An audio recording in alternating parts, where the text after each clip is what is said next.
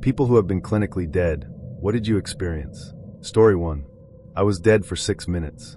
I was laying on the gurney, and I was getting colder. Somewhere my body started warming up, and everything became really calm and peaceful. I was not longer in pain. All the noise from ER just went away. It was really enjoyable. I was thinking about my daughter, and I was remembering all the things we had done. Slowly it was just black and nothing. There was no knowledge of anything. I explain it as it was like before I was born. Then the worst thing in the world is being revived. I started hearing loud noises. I felt this massive pain. Then there was the nastiest stench ever. The smell was like every dead animal had crawled in my nose. The smell was so bad I started vomiting. I remember the DRs turning me on my side and watching my vomit spray on a nurse. Dying was the most pleasant thing I have ever experienced, and being revived the worse. Story 2. Not really sure what happened, and it still freaks me out to this day. My daughter was 4 and developed pneumonia.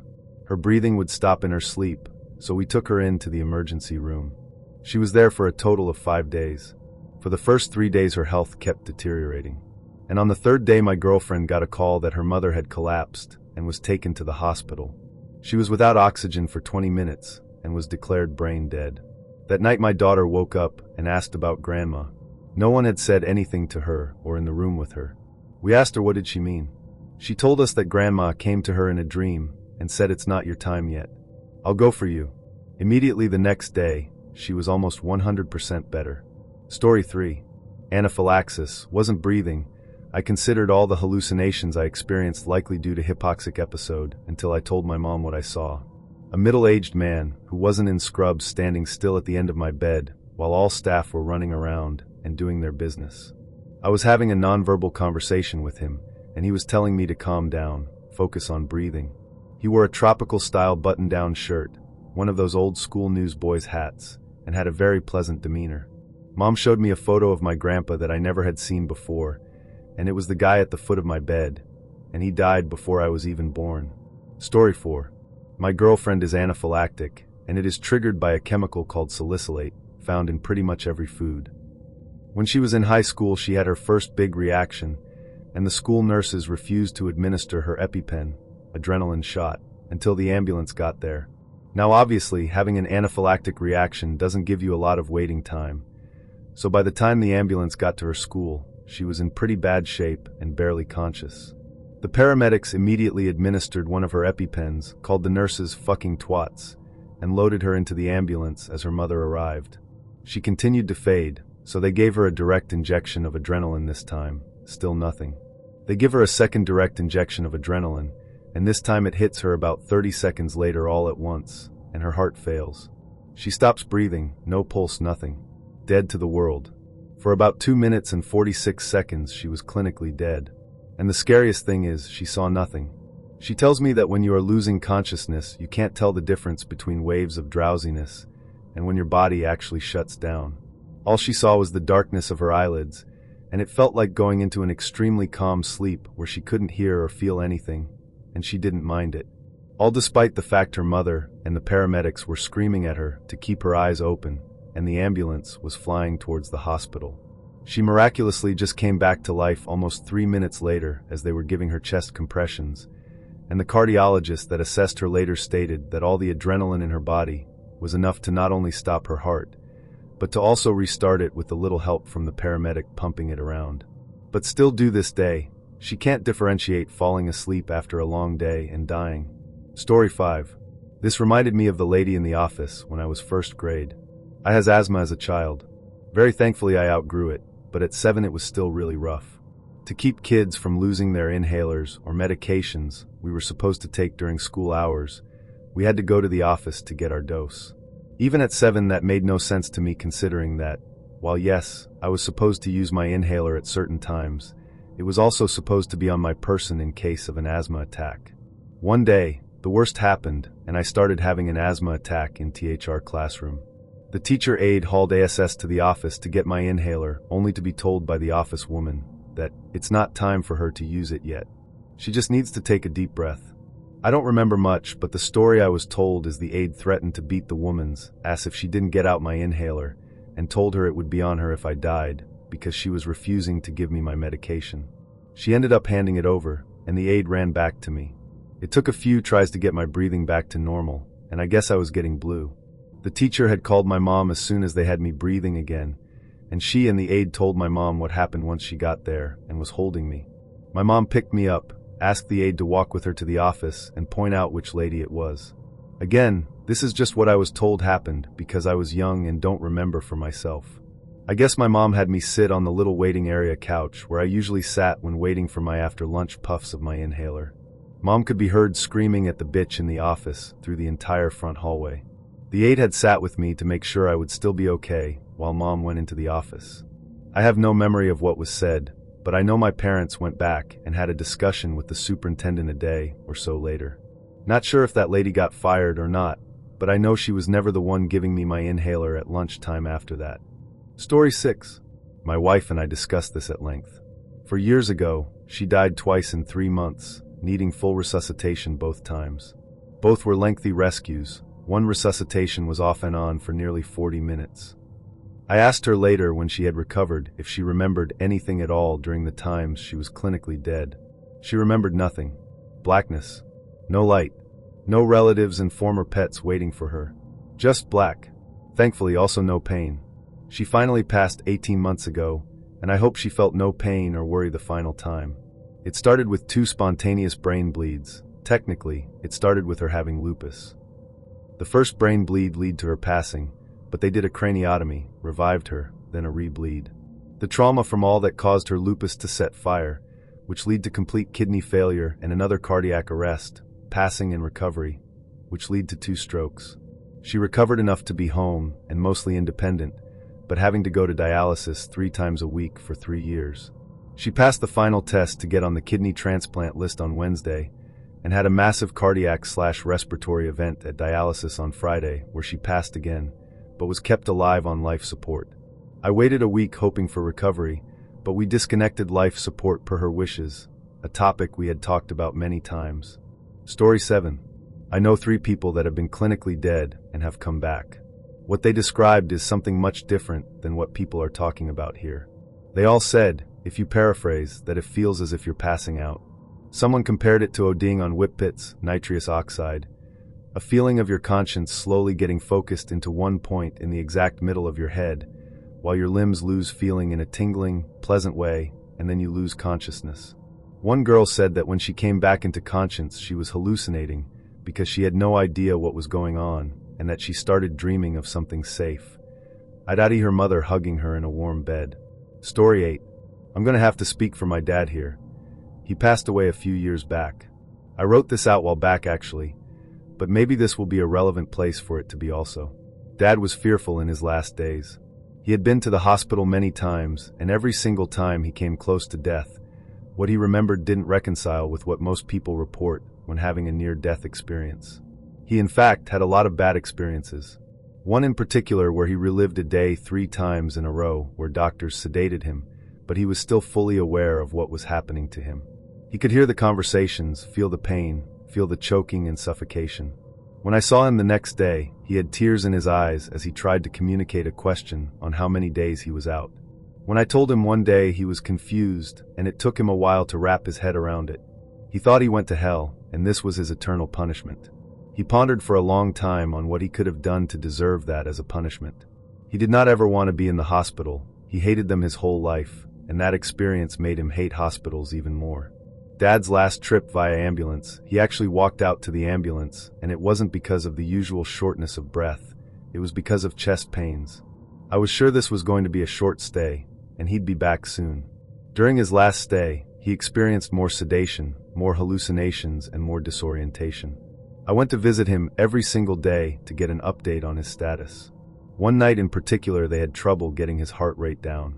It was steadily beating at about 160 and would calm to 120 or so before going back up to 160.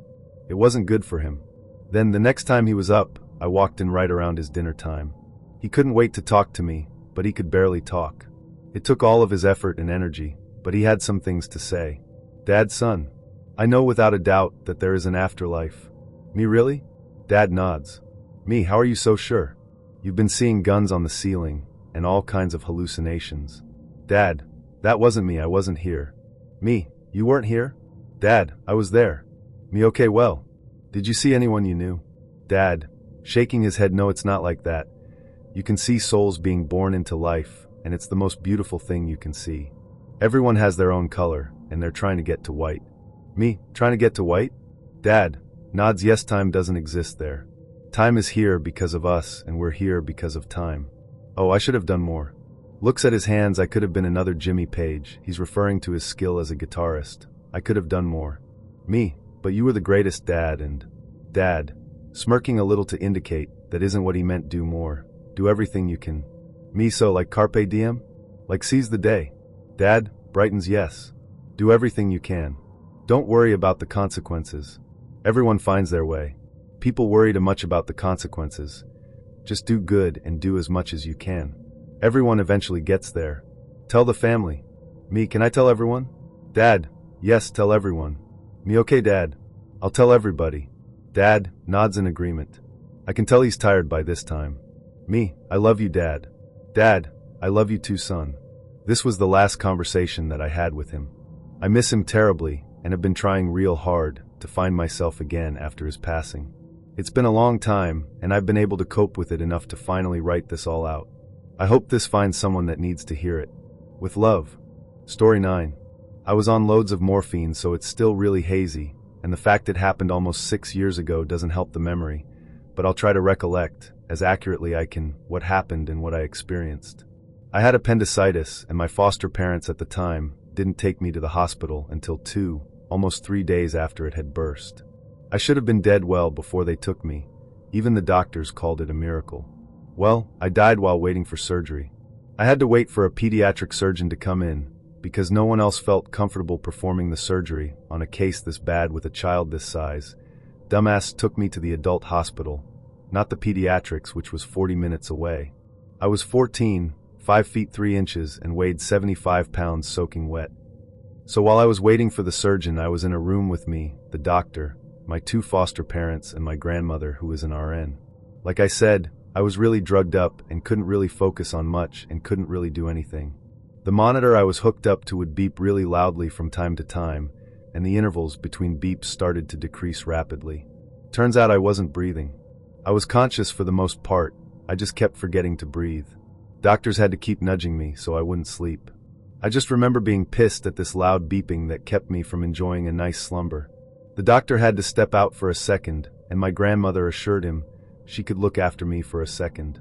Unfortunately for her, she was out of her mind with rage at my foster parents. She didn't hold anything back. My grandma is a sweet Mormon Yutin without a rude bone in her body. Well, I heard quite a few FUs, pieces of crap, etc. My point is she didn't notice I had passed out until the monitor signaled I had flatlined. This is the bit where I died, and is by far the most vivid part of the experience. I remember being capable of thought, but no thoughts were in my head. I can only describe it as being conscious of my spirit, but without a body for my thoughts to be processed in. I just kind of existed without feeling, thinking, or being anything. I was floating. Honestly, at the time, it was a great feeling. I don't remember any visions of people, family, places, or anything like that. But I felt something wrap around me and comfort me. Without talking, I was assured I was okay, that there was nothing to be worried about, and at that point my thoughts returned. I knew at that moment, without knowing how long I'd be able to keep thinking, that I had to go back.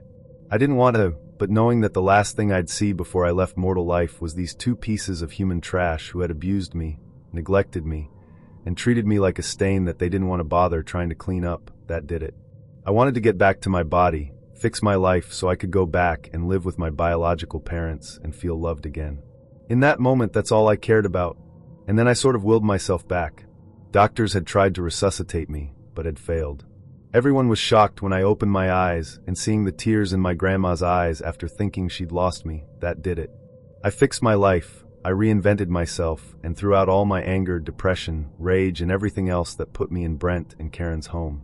Honestly, the only anger I felt, the burning hatred kind that makes you want to do anything possible to release it, in the last 5-ish years since I moved from their home, is when I think about them and how they're still fostering youth in custody and probably pulling the same shit with those kids. I live about an hour away from where they are now, and I have to restrain myself from driving up there, kidnapping those kids, and taking them to the authorities with an explanation of why. The only reason I haven't done that is because I've tried telling the authorities what kind of people they are. I guess the words of a juvenile F up don't stack up against the lies from people who have practiced this stuff for years. Story 10. I was electrocuted by about 13,800 volts. The doctors say it's likely the first hit stopped my heart and the second one started it, before I was pulled like a lifeless corpse to safety. I remember experiencing the darkest dark and the most silent silence. I ceased to care that I was dying. Time seemed to change. It could have been hours, it seemed. It was only about 30 seconds. I felt as though I was floating and floated towards something that I eventually realized was my body and reality. Upon joining with whatever it was I was floating towards, I became self-aware in my body and heard the electricity making horrible noises and knew I was in danger. From there it was a horribly painful experience where I lost most of my toes due to tissue death and had severe electrical burns on all 4 limbs. More surgeries than I care to count, and seeing the round bone ends of my toes that were freshly amputated still haunts me a little. Was in the hospital for about a month inpatient, and then for 10 months, daily as an outpatient, basically sent me home for my mental sanity but needed daily attention. I got addicted to painkillers, had to learn to walk again, and had to see a pain management therapist. It was horrible at times, but eventually the pain began to subside. I went back to school and became an engineer, and I don't think I'd be where I am without this thing happening. Really strange to think that I am in some way grateful now. Also, I can't watch horror anymore. Hollywood actually does a very realistic job. Story 11. I don't know if this counts, as I don't think I flatlined, but I had a huge postpartum hemorrhage after my second and last child was born. I lost 2.3 LTRS of blood, which I think is about half of all my blood, and considered the highest classification of blood loss before death occurs. I was given general anesthetic before I passed out on my own, but leading up to that was such a surreal experience. As someone has previously mentioned, there is this sense of acceptance, of laying back and going with it. When I first started bleeding, I was scared and panicking. By the time I was being wheeled into theater, I was smiling at the midwife and telling her it was going to be okay. I was delirious and euphoric and not scared at all. My vision started to go. At first it was colored spots, then everything had a gray hue, as tunnel vision set in. Sound became muffled, like putting my hands over my ears. The whole time, the general feeling of indifference and no urge to fight it was there. It was so calm I don't think I've ever computed just how lucky I am to be here. So a near-death experience by blood loss can confirm, not bad.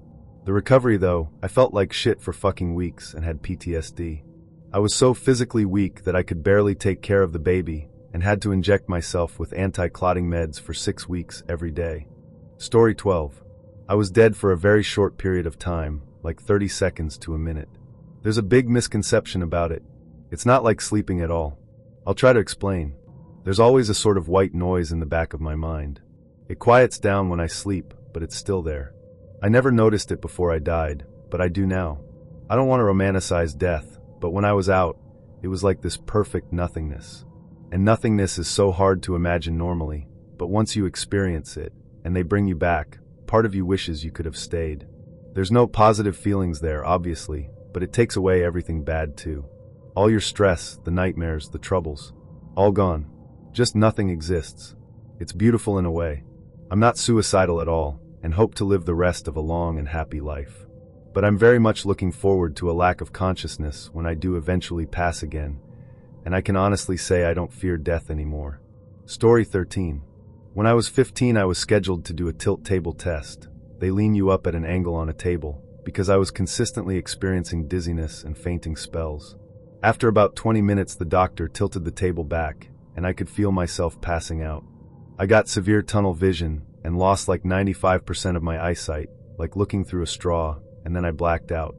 I remember hearing the DR call the code, and my father cussing at the DR that he killed me. I remember hearing a lot of slamming and banging around, which I assumed was the crash cart and nurses shoving into this small testing room.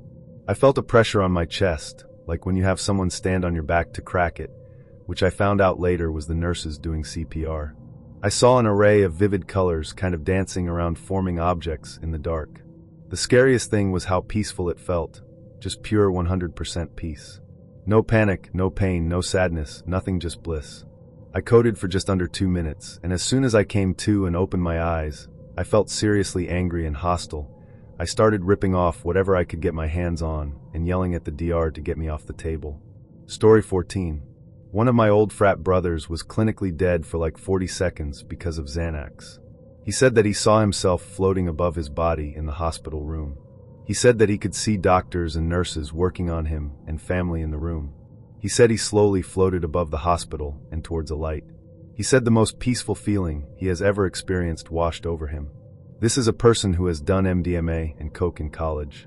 He said it's almost impossible to describe the feeling with our vocabulary. He said it feels like a weight was lifted off you.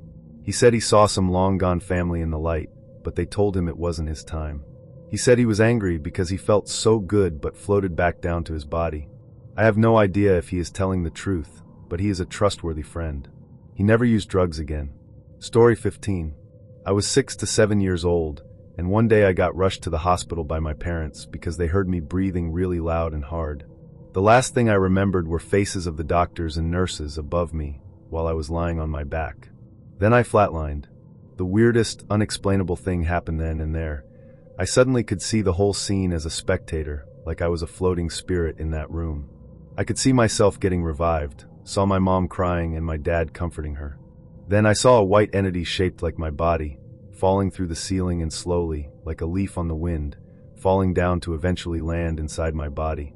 That's when that experience ended.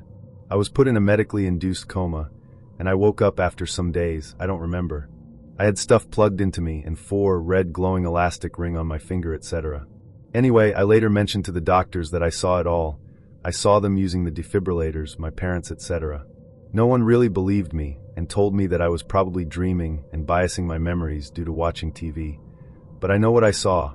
I need to clear some confusion. I don't really recall what was the exact cause of my hospitalization, but I know that it started with an asthma attack alongside with a heart failure. My memories from that time are a mess, and I spent a lot of time in hospitals, and I've taken heart meds and steroids till I was in my mid-teens. Wish I knew / remembered more, but I never really had it explained to me. I just went along with the doctors, my parents, and medicines. As for the defibrillators part some of you mentioned, I'm really confused right now. I could have sworn that I saw them preparing the defibrillators just after they did CPR on me for some time. Maybe they used them after I got my pulse back. Sorry if it all sounds like a mess. Maybe I was actually just hallucinating like some of you imply. I just recalled one thing. I remember that while I was in the spectator mode, I saw a nurse handing a paper to my mom for her to sign. I later asked her what did she sign that night, and she was like, "How do you know I signed anything? You were unconscious." It turned out it was some insurance stuff. Also, I have a heart defect since birth. I don't know the exact name, but it has to do with something in my heart not opening / closing properly, which caused me insane stabbing pains in heart area once in a while. They're gone now, so I'm off meds. Story 16. Not necessarily clinically dead, but I was pronounced dead 2 times in the same night after a car accident I was in when I was 16. My great-grandma pulled me out of the car, and we walked through this really peaceful field of flowers. When I woke up 2 weeks later, she was sitting on the edge of my bed and told me to tell my mom that everything was going to be okay. My great-grandma died when I was 10, and before that she had been bedridden after a stroke. I never saw her walk or heard her talk in my entire life. It was amazing and beautiful. Story 17.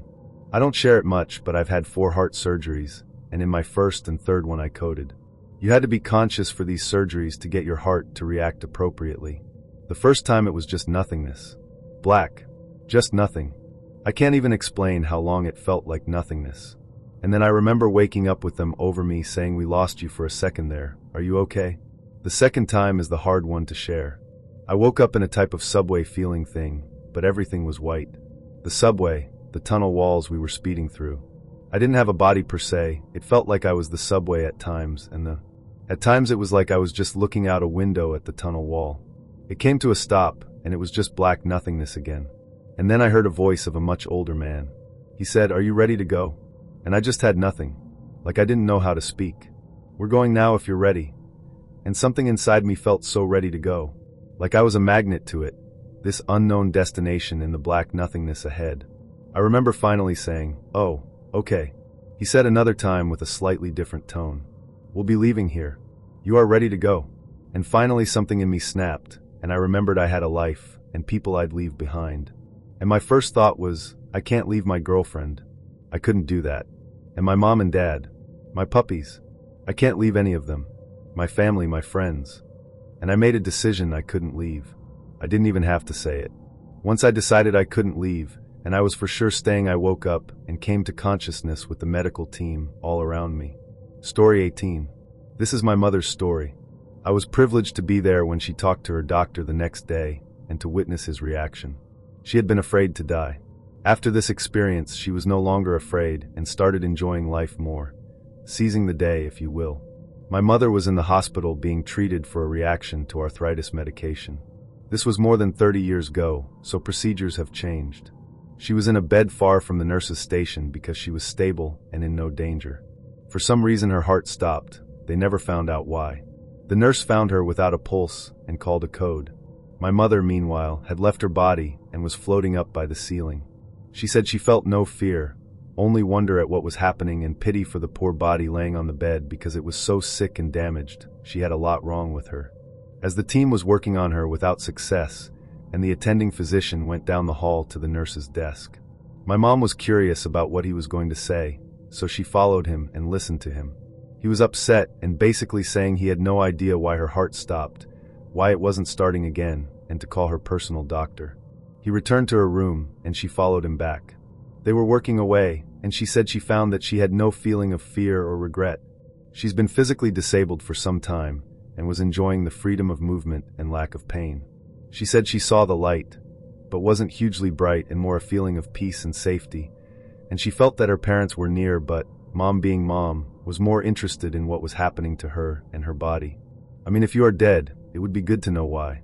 The attending physician finally did something that worked to start her heart, and she said she was sucked back in. She was really pissed off because she knew she was about to start a wonderful adventure and the doctor spoiled it. She said she didn't want to be in that fat handicapped body. She struggled to get back out, but was held back, and then the drugs they gave her worked, and she became unconscious. My sister and I were sitting with her the next day. She was in a lot of pain from them pounding on her chest, and pretty ticked off that she didn't get to go on her adventure. Hobbit jokes were ensuing when the attending physician came in to check on her. She asked him why they didn't know what happened and why she died. He didn't know what to say. She told him she'd left her body and had seen what happened. He patronized her and started to tell her about hallucinating and her brain being deprived of oxygen.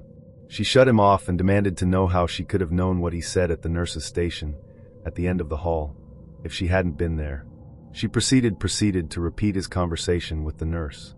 The doctor looked like he'd seen a ghost. His face went white, and he spun on his heel and bolted for the door. He actually bounced off both sides of the door before he was able to get out. That's how fast he was going. She said later that she never saw him again. My mother was never religious and didn't start now. Instead, she became more spiritual, something she had previously had no interest in. She just felt more at peace with herself and her condition and started to pay more attention to the little things that people ignore in their rush, like sunsets and butterflies. She was buying all kinds of things, typical of people who don't want to admit that they are very ill. It's a way of staying connected with life. She stopped this behavior and said she didn't need things where she was going. This was always said with a smile. She asked that I share her story so that people know that there really is something after death. It's interesting and not at all scary. It has nothing to do with religion. What happens afterwards just seemed to be a fact like gravity is. She said she was surprised that she wasn't surprised. She died for real about a year later, and I'm sure since she had an inquisitive mind that she's enjoying herself. On a slightly different note, I've had several dogs who returned after they passed. The only ones who came back had huge personalities and felt real ownership of the house. The best story is about Joe, a little black dachshund/beagle who ruled the house for 10 years. The night after she passed, my ex heard her at the door. There was no mistaking her scratch and bark. I heard her too, as did the other dogs. He didn't believe in ghosts but opened the door and called to her. Honey, our Doberman, was lounging in Joe's chair, and she got out of like she was shot. The other two dogs milled around, as if they were greeting someone. I couldn't see her, but I talked to her as if she was there and explained what had happened and that she was to go on over the Rainbow Bridge. I'd join her when I could. The next morning when I came downstairs, Honey was in Joe's chair and made it clear that it was now hers. I think Joe gave it to her. She always was a beneficent queen,